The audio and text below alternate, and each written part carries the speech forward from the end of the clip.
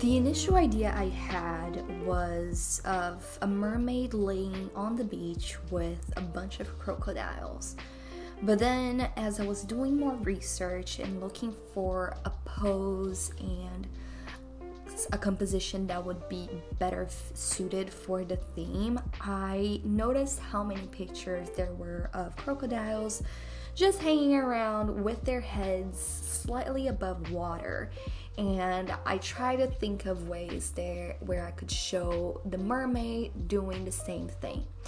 However, if I had just done a mermaid looking at you with her head above water, it wouldn't necessarily show so much of that reference of the crocodile, and I really wanted to have the animal in the drawing because that has been what I've tried to do throughout mermaid, just how like animal inspired drawings, like aquatic animals.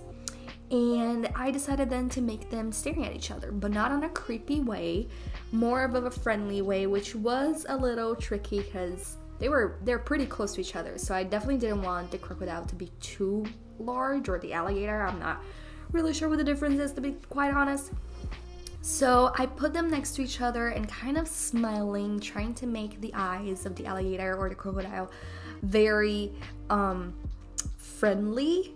And I really liked the idea of having them like having this kind of friendly encounter. I even tried like initially drawing this fly, I'm not sure what the name is for this animal, on top of the alligator, but I realized then that it would be a little distracting from the main story that I was trying to tell, of just kind of a friendly encounter of a mermaid with this animal.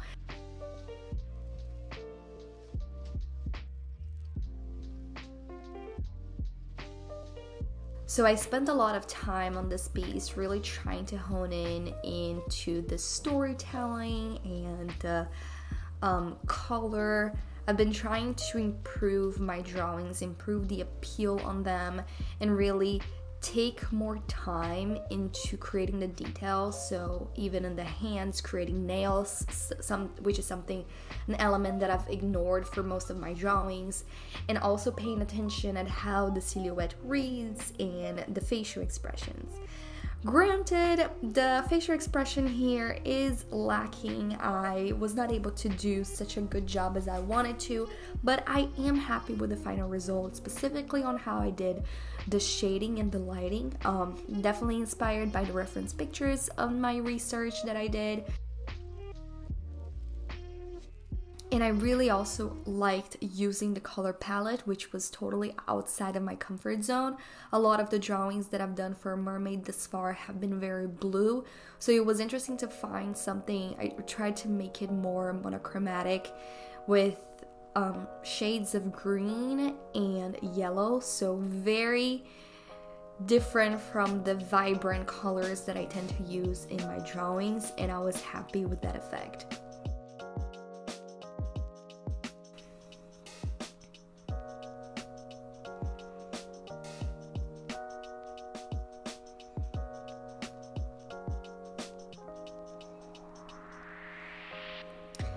For the swamp water, I was putting all of this content into a layer set in multiply mode, and I really tried to make it as dark as possible, but still in a way that you could see and understand what was happening. My kind of goal there with the lighting coming from the back was to kind of create that light coming from like a golden hour coming from the trees and between the trees.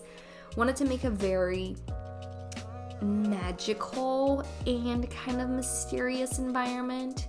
I think I was able to accomplish that, but it was definitely something interesting. I haven't really tried to do a lot of atmospheric drawings, and it's something that I want to try a little bit more, to work with mist and fog and these elements that I don't really bring into my illustrations very often.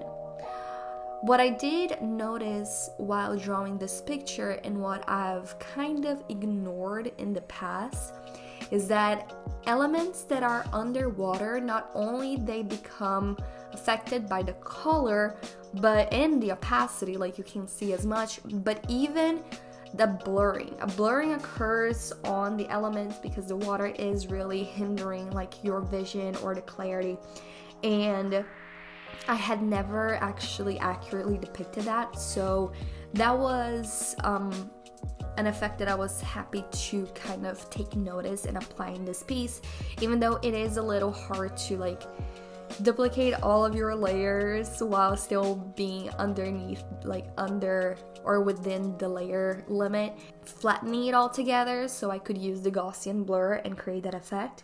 For most of the drawing, I was able to keep recording my desk, but the final details I like to just kind of draw them on my own time, sitting in a bed and just relaxing. So here you just see me working more on the light and shadow, which I will be totally honest is very inaccurate, because obviously her entire body underneath the water would be fully on shadow and it would be so much darker than it actually is. But I kind of took a lot of creative liberties here, bringing a bit of light to the top of her body, when in fact it wouldn't, like you would not be able to see any of that.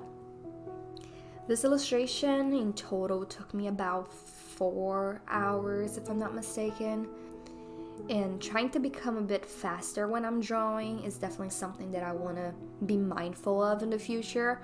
But I think so far I still don't necessarily have a checklist of elements that I need to work through.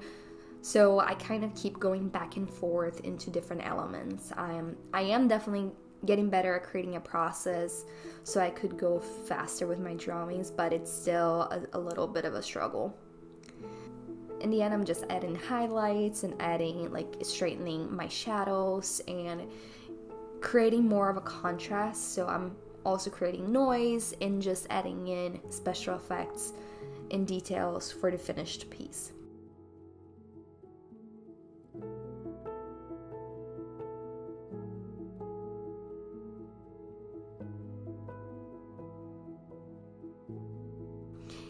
In the end, I always duplicate my drawings so I can flatten everything and still have my original saved somewhere, so I could then change the curves, increase a little bit the red hues, and that's it. That's the final drawing. I hope you liked it.